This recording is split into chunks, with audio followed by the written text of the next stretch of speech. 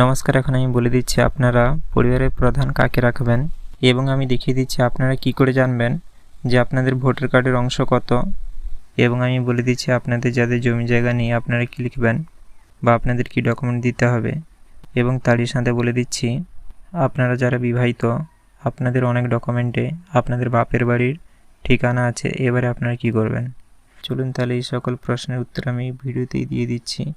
চলুন তাহলে ভিডিওটা শুরু করা যাক। প্রথমেই বলে দিই আপনারা হেড কাকে রাখবেন।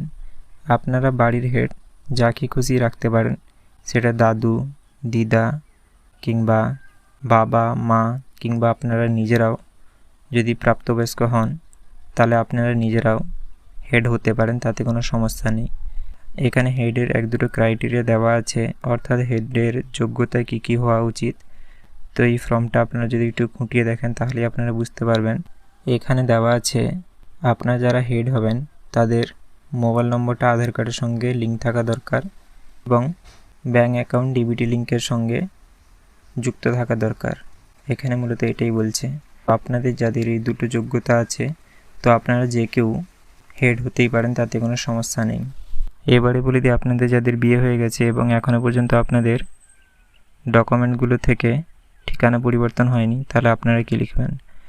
আপনাদের ভোটার কার্ড কিংবা আধার কার্ড কিংবা অন্যান্য কার্ডে যদি ঠিকানা এখনও বাপের বাড়ির থেকে থাকে তাতে কোনো রকম কিছু অসুবিধে নেই, আপনারা ওই ঠিকানাটাই এখানে লিখতে পারেন, কোনো রকম কিছুই অসুবিধা হবে না।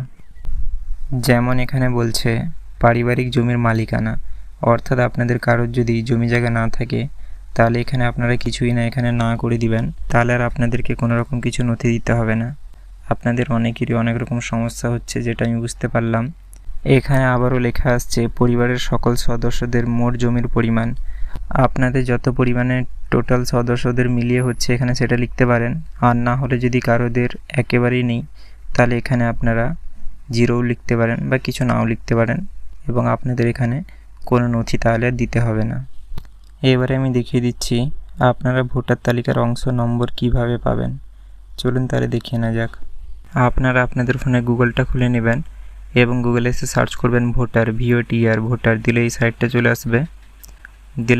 চলে আসবে। এখানে ক্লিক করবেন, দিলে আপনাদের সামনে এমনটা ইন্টারফেস চলে আসবে। এখানে আপনারা নিচের দিকে স্ক্রল করবেন, দিয়ে এখানে যে লেখা আছে search your name in voter list, এখানে ক্লিক করবেন।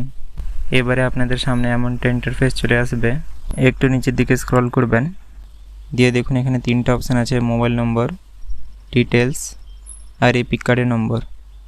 তো আপনারা যে কোনো একটা সিলেক্ট করবেন। আমি এখানে মোবাইল নম্বরটা করছি এবং আপনারা এখান থেকে স্টেটটা চুজ করে নেবেন ওয়েস্ট বেঙ্গল, এবং এখান থেকে ভাষাটা চুজ করে নেবেন বাংলা, এবং এখানে আপনারা আপনাদের মোবাইল নম্বরটা দিয়ে দিবেন এবং এই ক্যাপচাটা দেখে এখানে বসিয়ে দিবেন, দিয়ে সেন্ড ওটিপিতে ক্লিক করবেন। দিয়ে আপনাদের ফোনে একটা ওটিপি আসবে, ওই ওটিপিটা এখানে দিয়ে দিবেন। অথবা আপনারা এটাও করতে পারেন, এপিক নম্বর দিয়েও খুঁজতে পারেন, অর্থাৎ ভোটার আইডি দিয়ে। কিছুই না, আপনারা এখানে ক্লিক করবেন, দিয়ে এখান থেকে আবারও ল্যাঙ্গুয়েজটা চুজ করে নেবেন এবং আপনাদের ভোটার কার্ডের নম্বরটা এখানে দিয়ে দিবেন। স্টেটটা ওয়েস্ট বেঙ্গল এখানে চুজ করে নেবেন এবং আবারও এই ক্যাপচাটা দেখে এখানে বসিয়ে দিবেন, দিয়ে সার্চে ক্লিক করবেন। দিলে দেখতে পাবেন আপনাদের সামনে এমনটা ইন্টারফেস চলে আসবে।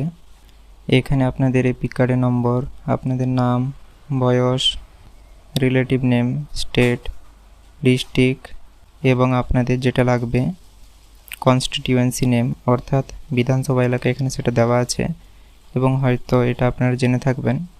কিন্তু এখানে যে পার্ট নম্বর অথবা অংশটা যে নেবে বলেছে সেটা আরও সাইডে আছে, এটাকে স্ক্রল করতে হবে সাইডের দিকে।